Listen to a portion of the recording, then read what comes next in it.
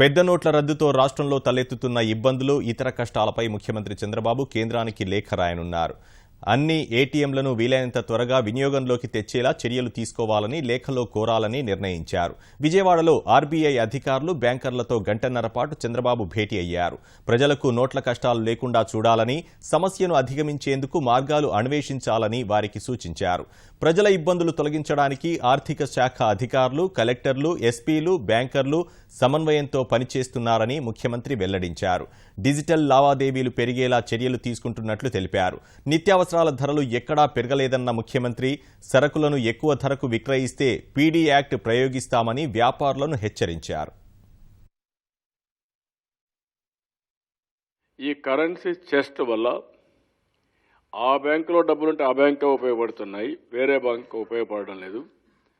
Now district అడ్మినిస్ట్రేషన్కి authorise చేసి, district లెవెల్లో bankers committee కూడా ఆథరైజ్ చేసి, ఏవైతే ఆ జిల్లాలో ఉండే చెస్ట్లని, కరెన్సీ చెస్ట్లను ఉపయోగించుకొని విత్ ఇన్ ది డిస్ట్రిక్ట్ ఏ బ్యాంకులో డబ్బులు లేకపోతే ఆ బ్యాంక్ కానీ ఆపరేట్ చేయగలిగితే ఆటోమేటిక్గా ఈజ్ అవుట్ అవుతుంది. ఇది కూడా ఒక మార్గం ఇచ్చాం. ఇది కూడా యాక్సెప్టబుల్ అంటున్నారు. అది రేపటి నుంచి ఆపరేట్ చేస్తాం. అంటే జిల్లాలో వచ్చిన డబ్బులన్నీ ఆ జిల్లాలోనే ఈ కరెన్సీ చెస్ట్లు అడ్జస్ట్ చేసుకుంటారు అన్ని బ్యాంకులు. ఇంకొక పక్కన ఏటీఎంలు ఉన్నాయి.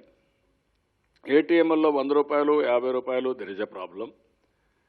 అందుకనే అక్కడ కూడా పెద్ద ఎత్తున వరకు కన్స్టెంట్ వస్తూ ఉంది.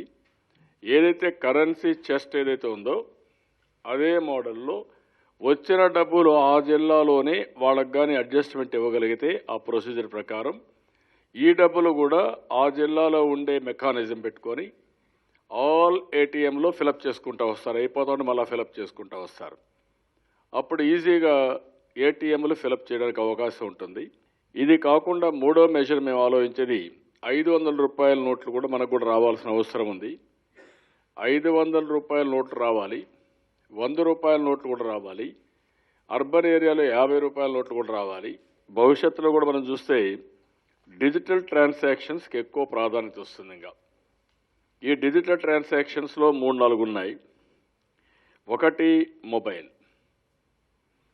మొబైల్లో ఇంటరాపరబిలిటీ, ఏ బ్యాంకులో డబ్బులున్నా బ్యాంకులో మీరు కానీ ఒక యాప్ ఇస్తే ఆ యాప్ ప్రకారం మీకు ఆ డబ్బులు డౌన్లోడ్ అయ్యి ఎక్కడ కావాలో అక్కడ ఖర్చు పెట్టుకునే విధానాన్ని ఏర్పాటు చేయాలనుకుంటున్నాం.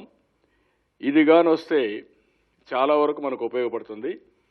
అదే మరి card, either rupee card or debit card, ఈ కార్డ్స్ కూడా విరివిగా అమల్లోకి తీసుకురాగలిగితే చాలా వరకు ఉపయోగపడుతుంది. అదే మరి ఇంటర్నెట్ బ్యాంకింగ్, లాంగ్ టర్మ్ ఇవన్నీ పేమెంట్ గేట్వే కింద internet banking, social media, Facebook ఇలాంటివన్నీ కూడా ఉన్నాయి. యూపీఐ ఇవన్నీ కూడా ఉపయోగించుకోవాల్సిన అవసరం ఉంది. గవర్నమెంట్ ఆఫ్ ఇండియా ఏం చేయాలి?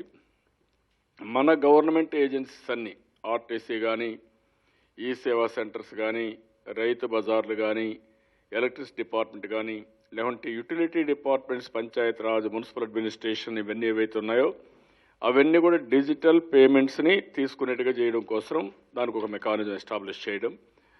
అల్టిమేట్గా బిజినెస్ కరస్పాండెంట్స్ని కూడా, బ్యాంకింగ్ కరస్పాండెంట్ కూడా పెంచి ఇప్పుడు కృష్ణా జిల్లాలో పెట్టాం. ఈ విధంగా ఇంకా ఎక్కువ పెట్టి దీనికి కూడా మనం ముందుకు పోగలుగుతామా, అది కూడా ఒక హోంవర్క్ చేయమన్నాం.